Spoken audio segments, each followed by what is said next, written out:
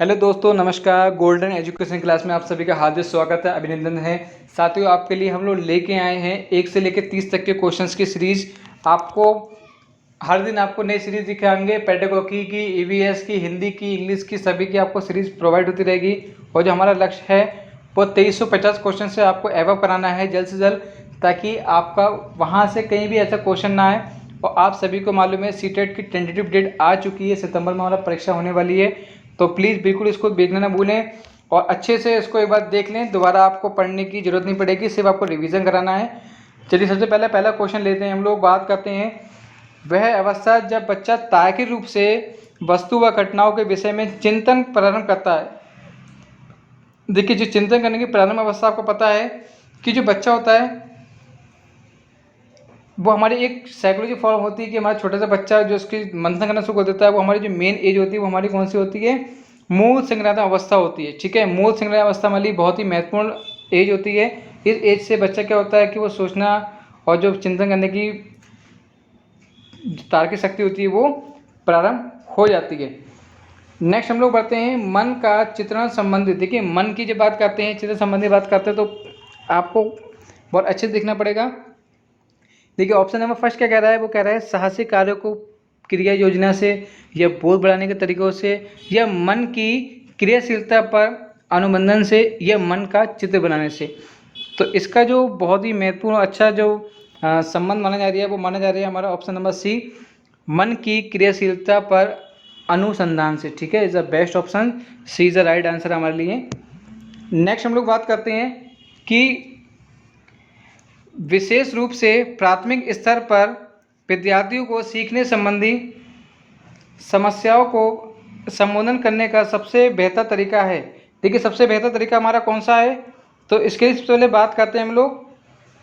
देखिए, कौन कौन सा? देखिए, महंगी और चमकदार सहायक सामग्री का प्रयोग करना, सरल और रोचक पाठ्य पुस्तकों का प्रयोग करना, कहानी कथन पद्धति का प्रयोग करना, अक्षमता के अनुरूप विभिन्न शिक्षण पद्धतियों का प्रयोग करना।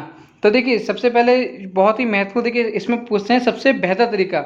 ऑप्शन आपको चारों ठीक लगेंगे, लेकिन आपकी जब बात करते हैं बेहतर तरीके की बात करते हैं तो बेहतर के लिए सबसे अच्छा जो बेहतर ऑप्शन है वो हमारा कौन सा है? अक्षमता के अनुरूप विभिन्न शिक्षा पद्धतियों का प्रयोग करना है। ठीक है, ऑप्शंस में कभी भी कंफ्यूज मत होइएगा, क्योंकि पेडागोगी में हमेशा जो क्वेश्चंस आते हैं, जो ऑप्शंस आएंगे वो आपका चारों बहुत अच्छे लगेंगे। उसमें आपको ये चूज़ करना है इसमें सबसे बेस्ट कौन सा है, कि हम सबसे अच्छे तरीके से कौन सा कर सकते हैं। तो आपको ये बिल्कुल ध्यान रखना है। ठीक है, प्लीज़ चैनल को सब्सक्राइब जरूर कर दीजिएगा, लाइक कर दीजिएगा। आगे बढ़ते हैं क्वेश्चन 4 की ओर। निम्न में से कौन सा बच्चे का सामाजिक मनोवैज्ञानिक आवश्यकताओं के साथ संबंध नहीं है? देखिए, जहाँ भी क्वेश्चन में बात है संबंध नहीं है, उस क्वेश्चन को जरूर ध्यान से पढ़ना है आपको, क्योंकि बाकी क्वेश्चन संबंध कौन सा है और नहीं है, इसमें दोनों पहलू को ध्यान रखना पड़ता है हमें। ठीक है, तो क्वेश्चन नंबर 4 का ऑप्शन देखिए, संवेदनात्मक सुरक्षा की आवश्यकता, शरीर में अपशिष्ट पदार्थों का नियमित रूप से बाहर निकलना, संदिग्ध की आवश्यकता और सामाजिक अनुमोदन अथवा सराहना की आवश्यकता। ठीक है, तो इसका जो बेस्ट ऑप्शन हमारा कौन सा कहलाएगा? ऑप्शन नंबर 4 का B is the right answer, शरीर में अपशिष्ट पदार्थों को नियमित रूप से, देखिए रेगुलर की बात करते हैं, नियमित रूप से बाहर निकलना। नेक्स्ट क्वेश्चन के आगे बढ़ते हैं हम लोग, क्वेश्चन नंबर 5 की आगे बढ़ते हैं। वह कौन सा कथन है जहां बच्चे के संज्ञानात्मक विकास का सबसे बेहतर तरीके से परिभाषित किया जा सकता है? देखिए, सबसे मोस्ट इम्पॉर्टेंट क्वेश्चन आ रहे हैं। विद्यालय और कक्षा पर्यावरण, खेल का मैदान, सभागार या घर। ठीक है, जहाँ बच्चे के समय विकास सबसे बेहतर। देखिए, मैंने आपको क्या बताया बार बार कि जहाँ भी बात है सबसे बेहतर की बात आए, ये स्टेप का क्वेश्चन आता है, सबसे बेहतर कहाँ मिलता है आपको? विद्यालय में और कक्षा पर्यावरण में, जहाँ पर जो एटमॉस्फेयर मिलता है वो हमारे लिए बहुत ही महत्वपूर्ण होता है। नेक्स्ट आगे बढ़ते हैं। बच्चे दुनिया के बारे में अपनी समझ का एक सृजन करते हैं, मतलब क्रिएटिव करते हैं, इसका श्रेय किसको जाता है? ठीक है, बच्चों की अपनी दुनिया होती है, वो अपनी क्रिएटिविटी अपनी जरूर लगाते रहते हैं, तो उसका श्रेय हम किसको जाते हैं? सब बहुत मोस्ट इंपॉर्टेंट क्वेश्चन है ये, इसको ध्यान से देखिए कौन सा ऑप्शन हो सकता है। पियाजे इज द राइट आंसर। ठीक है, तो पियाजे जो है, जो उसका जो मेन श्रेय किसको जाता है? वो पियाजे को जाता है। और ये बहुत ही महत्वपूर्ण प्रश्न है, यहाँ पे बहुत बार पूछा गया प्रश्नों में। नेक्स्ट क्वेश्चन के आगे बढ़ते हैं हम लोग, क्वेश्चन नंबर 7 की ओर प्लीज़ चैनल को सब्सक्राइब कर दीजिएगा और लाइक भी जरूर कर दीजिएगा। शिक्षा के क्षेत्र में पाठचर्या शताब्दी किस ओर संकेत करती है? किस ओर संकेत करती है? देखिए, विद्यालय का संपूर्ण कार्यक्रम जिसमें विद्यार्थी प्रतिदिन अनुभव प्राप्त करता है, या फिर मूल्यांकन प्रतिक्रिया, या फिर शिक्षा पद्धति एवं पढ़ाई जाने वाली विषय वस्तु, या फिर कक्षा में प्रयुक्त की जाने वाली पाठ्य सामग्री। तो बताइए कौन सा ऑप्शन ठीक हो सकता है? तो option number A is the right answer, विद्यालय का संपूर्ण कार्यक्रम जिसमें विद्यार्थी प्रतिदिन अनुभव करता है। देखिए, यहाँ पे कुछ टैग क्वेश्चन आपको ध्यान रखने पड़ेंगे। मैं आपकी इसकी एक अलग से सीरीज तैयार करके दे दूंगा, जो आपको टैग क्वेश्चंस को आपको याद रहेगा कि आप उसके हिसाब से कैसे क्वेश्चंस को कर सकते हैं। ठीक है, तो A is a right answer. Next question पे आते हैं, क्वेश्चन नंबर 8 पे। निम्न में से किसने कहा है कि शिशु अपने संसार के बारे में अधिकांश बातें खेल के माध्यम से सीखता है? ये बात किसने कहा? क्रो ने कहा है, जॉन डीबी में कहा है, गैसेल ने कहा है, या स्ट्रैंग ने कहा है? बताइए किसने कहा है। ये आपने बहुत अच्छे से पढ़ रखा क्वेश्चन। तो स्ट्रैंग ने कहा है। स्ट्रैंग से याद रखना है कि भाई स्ट्रैंग कहते हैं कि जो बच्चे होते हैं वो स्टैंड बहुत करते हैं, कभी कूदा फांदी करते हैं, कभी कुछ करते हैं। तो ये सब किसने कहा है? स्ट्रैंग ने कहा है कि शिशु अपने संसार के बारे में अधिकांश बातें खेल के माध्यम से करते हैं। भैया जब स्टैंड करेगा तो खेल ही रहा है वो। ठीक है, तो ध्यान रखना है आपको स्टेप से। नेक्स्ट है आपके लिए कि विकास कभी ना समाप्त होने वाली प्रक्रिया है, ये विचार किससे संबंधित है? देखिए, विकास कभी ना समाप्त होने वाली, बहुत इंपॉर्टेंट क्वेश्चन है। बहुत अच्छी सीरीज आपके लिए हम लोग ढूंढ के लेके आए हैं, तो प्लीज़ उसके लिए आप चैनल को सब्सक्राइब और लाइक जरूर कर दीजिएगा। ऑप्शन नंबर फर्स्ट क्या है हमारा? निरंतर का सिद्धांत है, अंतर संबंध का सिद्धांत है, अंतर क्रिया का सिद्धांत है, या एकीकरण का सिद्धांत है? ऑप्शन नंबर 9 का बताइए कौन सा हो सकता है? तो ऑप्शन नंबर 9 का हो जाएगा निरंतर का सिद्धांत। हम बार बार आपको बता रहे हैं कि जब कंटिन्यूटी की बात हो रही है तो वो आपके लिए जरूर ध्यान रखना है। देखिए, बात चले कभी न समाप्त, तो कभी समाप्त नहीं होगी, तो इसका निरंतर चल रहा है, कंटिन्यू चल रहा है। ठीक है, नेक्स्ट क्वेश्चन की बात करते हैं हम लोग। क्वेश्चन नंबर 10 पे आते हैं। निम्नलिखित में से किस अवस्था में बच्चे अपने समयक समूह के सक्रिय सदस्य हो जाते हैं? देखिए, सदस्य सक्रिय हो जाते हैं। देखिए, पूर्णावस्था में होते हैं, किशोरावस्था में होते हैं, बालावस्था में, या पूर्वावस्था में होते हैं? बहुत अच्छा क्वेश्चन है, जल्दी से बताइए। देखिए, हमने आपको बताया था पिछले प्रीवियस उसमें वीडियो में भी कि जो किशोर अवस्था की जो अवस्था होती है भैया, ये बहुत तूफान की अवस्था होती है। इसमें बच्चा अपने आप को बड़ा सक्रिय और सदस्य घूमता है, अपने आप को मॉडल बनना समझने की कोशिश कर देता है, क्योंकि उसके अंदर एक नई क्रिएटिविटी आती है। तो B is the right answer, option number 10। Please channel को लाइक कर दीजिएगा। एंड नेक्स्ट क्वेश्चन पे आते हैं हम लोग।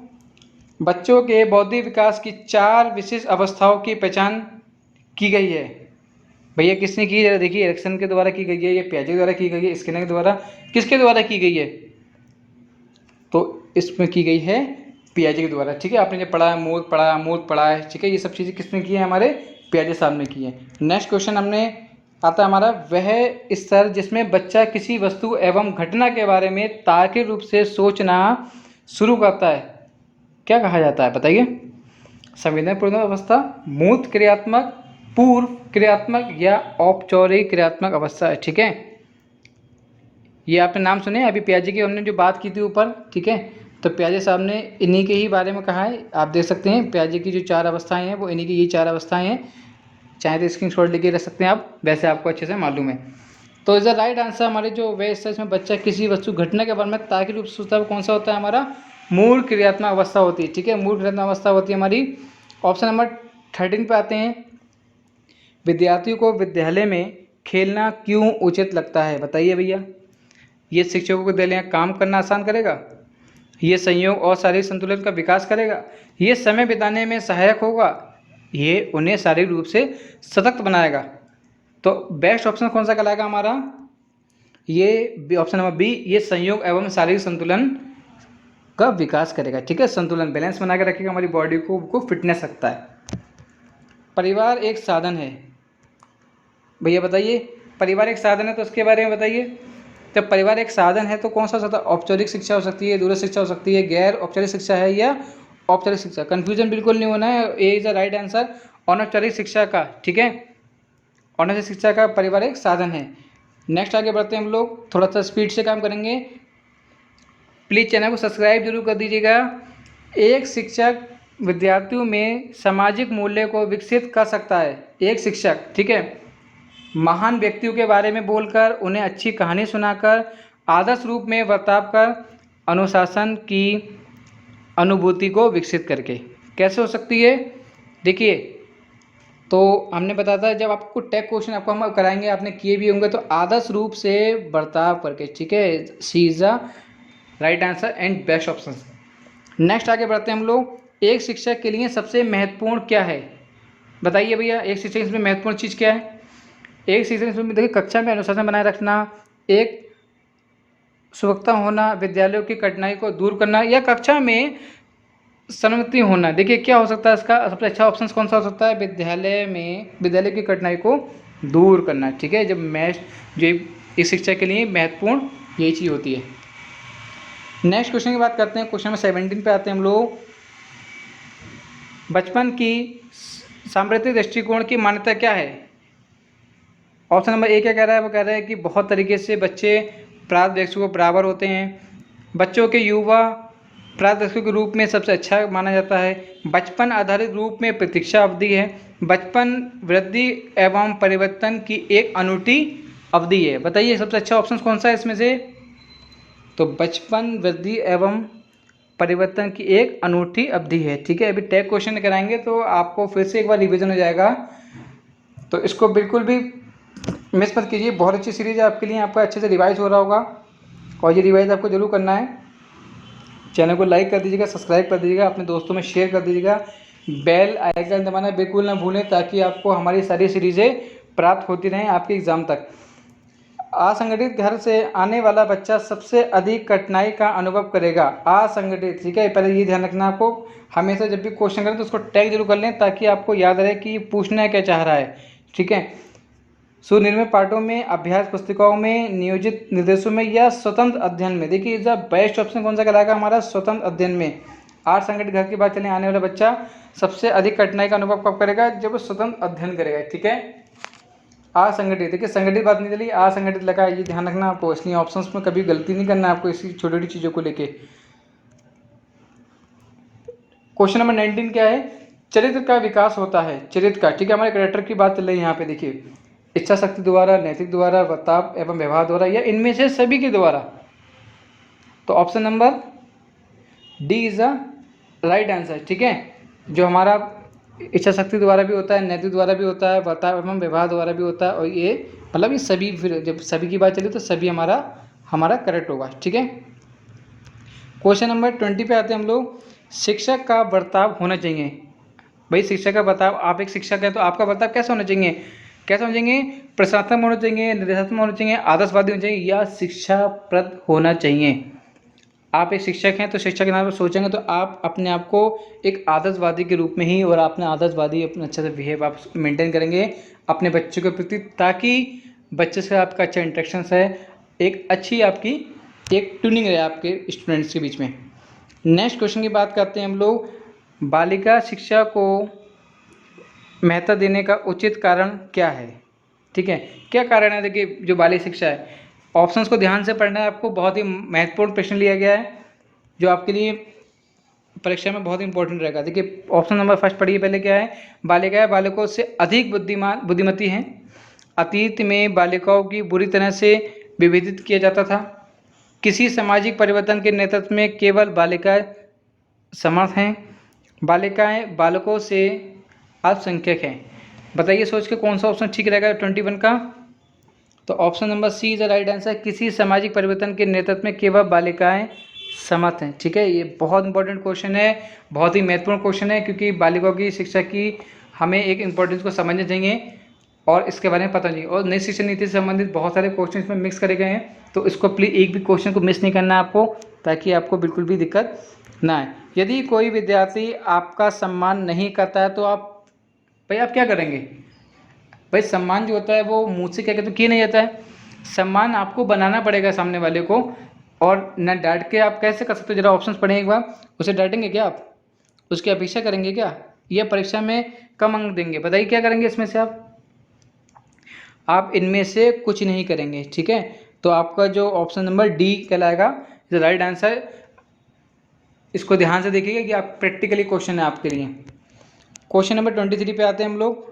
23 पे आते हैं तो क्वेश्चन नंबर 23 क्या कहता है? निम्न में से किस स्तर में बच्चे अपने समकक्षी वर्ग के सक्रिय सदस्य बनते हैं। देखिए सक्रिय सदस्य की बात चल रही है यहाँ पे। सक्रिय सदस्य बच्चा कब बनेगा भाई?